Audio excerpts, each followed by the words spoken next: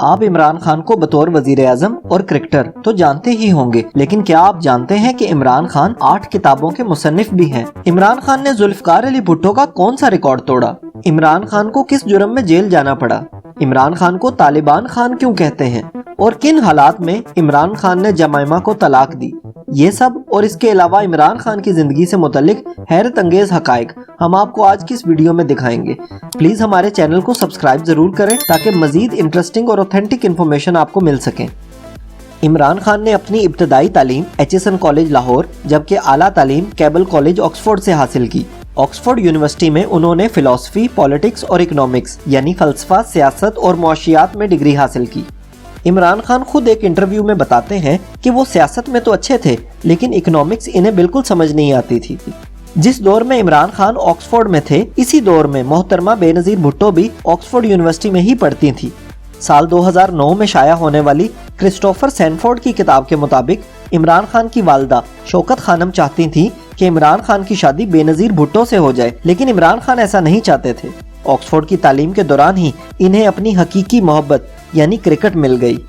1970 میں محض 16 برس کی عمر میں انہوں نے لاہور اے اور لاہور بی کی طرف سے کھیلا۔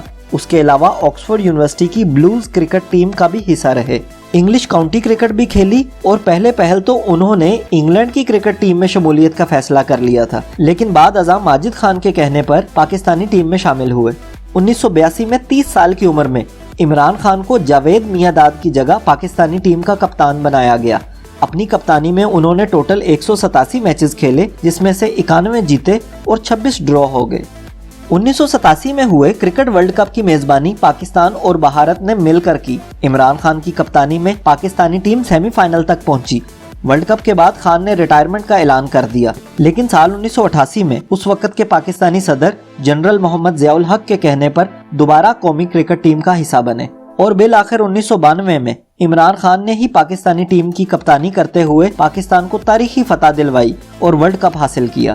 عمران خان کی والدہ کا نام شوکت خانم تھا، جو کینسر کے مرض میں مبتلا رہنے کے بعد سال 1985 میں انتقال کر گئیں۔ یہ وہی وقت تھا جب عمران خان نے ارادہ کیا کہ وہ پاکستان میں ایک کینسر ہاسپٹل بنائیں گے، جس کا آغاز انہوں نے سال 1990 میں ہی کر دیا تھا۔ اس نیک مقصد کے لیے بہت سے نامور اور معروف شخصیات نے اپنا حصہ ڈالا۔ سب سے پہلا نام سابق وزیر اعظم نواز شریف کا ہے، جنہوں نے شوکت خانم ہاسپٹل کے لیے زمین اپروو کی اور 1991 میں ہاسپٹل کی بنیاد بھی نواز شریف نے ہی رکھی۔ پھر 1992 میں امیتابھ بچن، ونود کھنہ، الزبتھ ہرلی اور نصرت فتح علی خان نے بھی فنڈ ریزنگ کی۔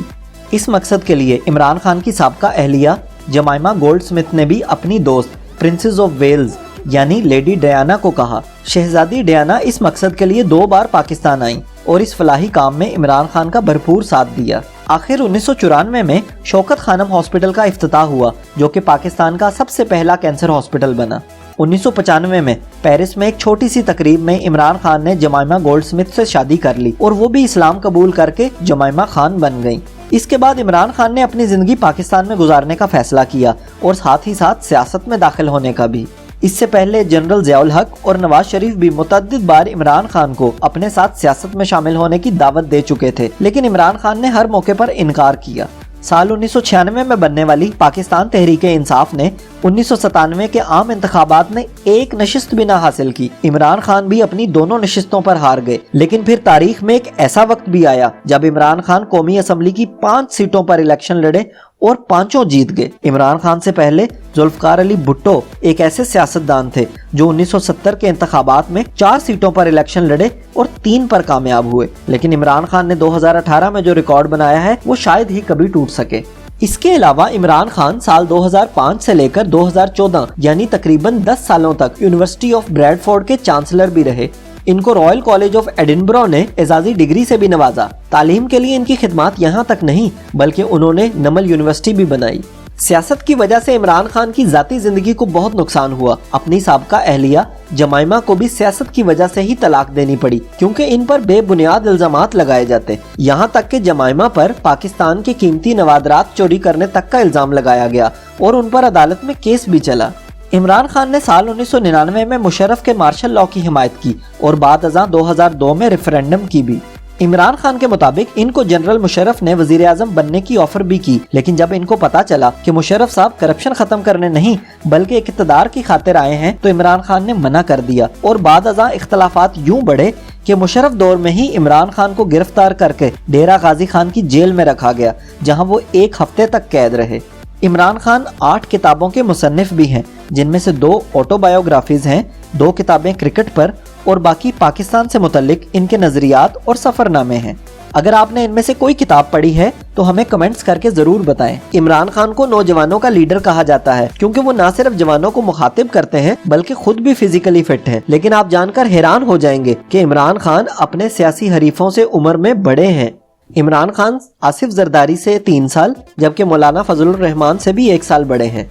अमेरिका में 9/11 के हमलों के बाद दुनिया भर में दीन इस्लाम को दहशतगर्दी से जोड़ दिया गया। लोग मुसलमानों को तशद्दुद पसंद समझते थे। दुनिया भर में इस रुझान को इस्लामोफोबिया कहा जाता है। ऐसे वक्त में इमरान खान मुस्लिम दुनिया के एक ऐसे लीडर बनकर सामने आए जिन्होंने दुनिया भर में लोगों को बैनुल-अक़वामी सतह पर समझाया कि दीन इस्लाम का दहशतगर्दी या शिद्दत पसंदी के साथ कोई ताल्लुक नहीं, और इस तनाजुर में अक़वाम मुत्तहिदा यानी यूनाइटेड नेशंस में करारदाद भी जमा करवाई। और आखिरकार पाकिस्तान की तरफ से ये रेजोल्यूशन अक़वाम मुत्तहिदा में मंजूर हुई और अब हर साल 15 मार्च को international day to combat Islamophobia के तौर पर मनाया जाता है। इमरान खान अक्सर तालिबानों की हिमायत करते भी पाए गए, जैसे कि एक बयान में उन्होंने कहा कि अगर अफगान लोग अपनी बेटियों को तालीम के लिए घर से बाहर नहीं भेजना चाहते तो ये उनकी मर्जी है और हमें उनकी मर्जी का एहतराम करना चाहिए। इस बयान पर मगरबी मीडिया के साथ साथ मलाला यूसुफजई ने भी खान साहब पर खूब तनकीद की।